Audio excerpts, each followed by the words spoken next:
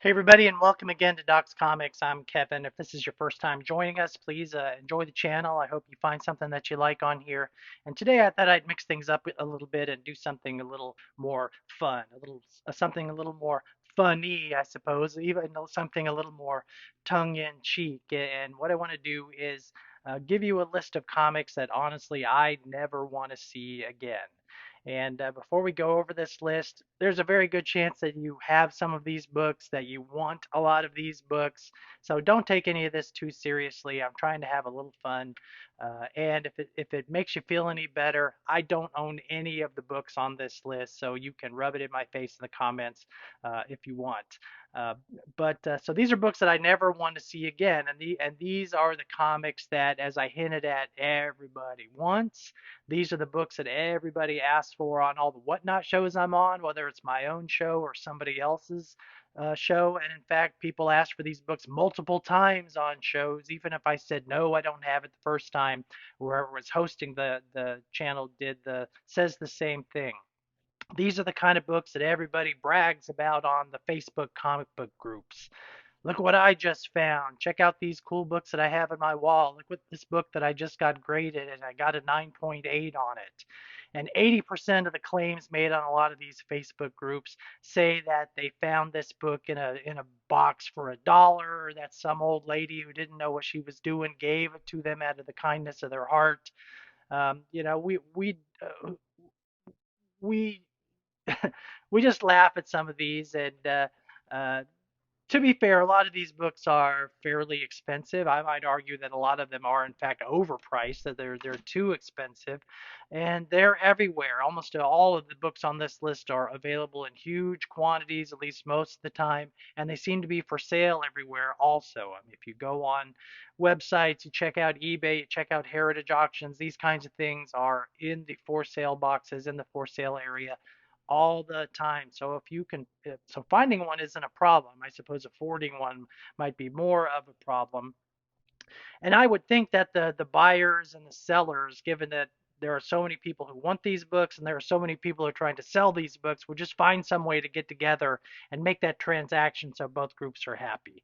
Um, but these are books that people also seem much more interested in the value of the book rather than the quality of the book or having it as a part of their collection. They're constantly asking about how much is this worth? Should I get it pressed? Should I get it slabbed? I mean, can I invest in the future with these comics? What's the next one that I should buy? And these are all valid things. Again, I'm not knocking any of this stuff, but there does seem to be a trend on this list of books, and you're going to see more trends and more connections as I go over the list over the next few minutes. So again, don't take this seriously. I'm just having a little fun, being a little tongue in cheek, being a little envious, I suppose, that I don't have any of these books. But these are books that I see virtually everywhere, and I would be happy if I didn't see them ever again.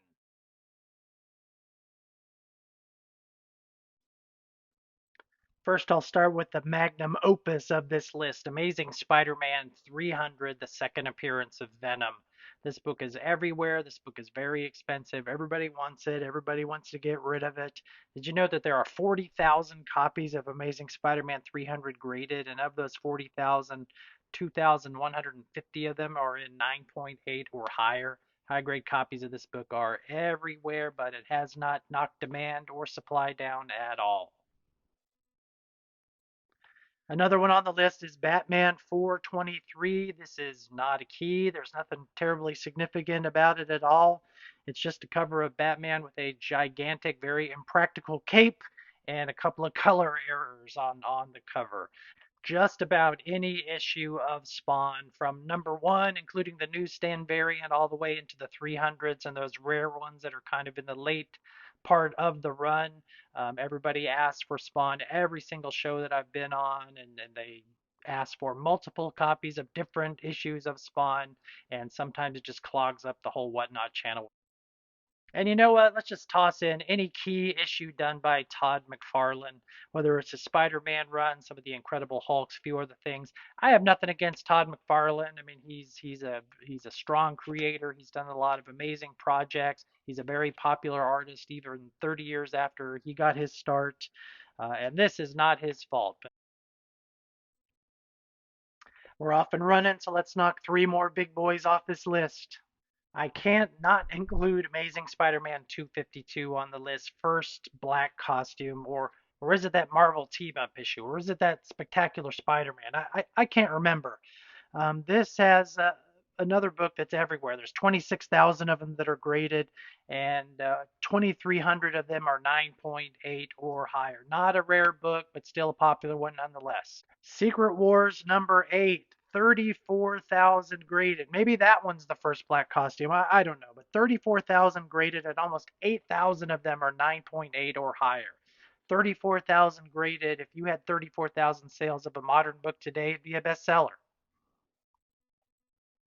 And the third big boy is Venom Lethal Protector number 1, regardless of what color that foil happens to be in the background. 25,000 graded copies, more than half of them. 9.8. The book is everywhere. It's a $20 book, but people gotta have them. I've got to add any J. Scott Campbell cover variant to the list. He's a guilty pleasure of mine. I enjoy his work. He draws the ladies well, and a lot of people love him because he draws the ladies well. But he's got so many covers out there.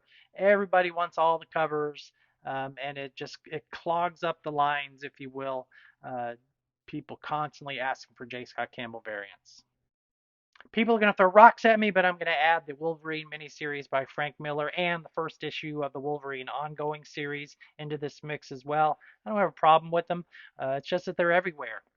And these are one of those. These are those books that get bragged about a lot on many of the Facebook comic book groups about. Look what I just got for a nickel. Um, Quality stuff. I mean, the miniseries is one of the first miniseries done by Marvel, done by comics, and so it's significant as part of comics history. But it's saturated. The market is saturated with these books, and they're everywhere.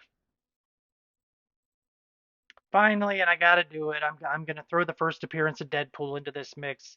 New Mutants number 98. It's not an anti-Rob Liefeld thing. It's not an anti-Deadpool thing.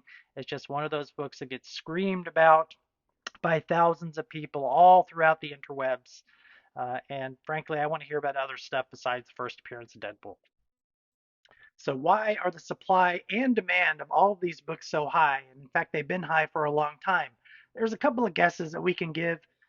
One is simply that everybody wants the hot books, and these books have been hot for a long time. People are impressionistic in that regard, and so they want to get the books that are hot and have them in their collection and be able to tell others that they have them in their collection.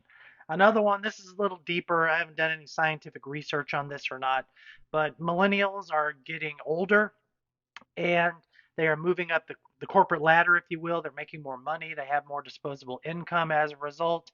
And just like my generation, Gen X, previous to the millennials, picked up books that we dreamed about when we were kids, now that we have the financial means to be able to do it, millennials are getting to that point as well, where they're doing the same thing. And these are a lot of the books that came out when they were really young, that they wanted as kids. They couldn't perhaps afford them or find them as kids. And now that they have a little money in their pocket, they're trying to revisit their childhood, as a lot of us do, and build up their collection with these books that are hallmarks of their growing up. I think that's a logical explanation. If you have a better one, I'd love to hear it. Anyway, I hope you're not angry. This was meant to be fun. I got nothing against any of these books. If these are on high on your collecting list, by all means, get all of them that you possibly can. And power to you. They're just books that I see a lot, and jokingly, I just don't want to see them again. I'd rather see other stuff once in a while as well. So I hope you enjoyed this video. Just something a little different to try to shake things up a little bit, and I will see you at the next one. Thanks for joining.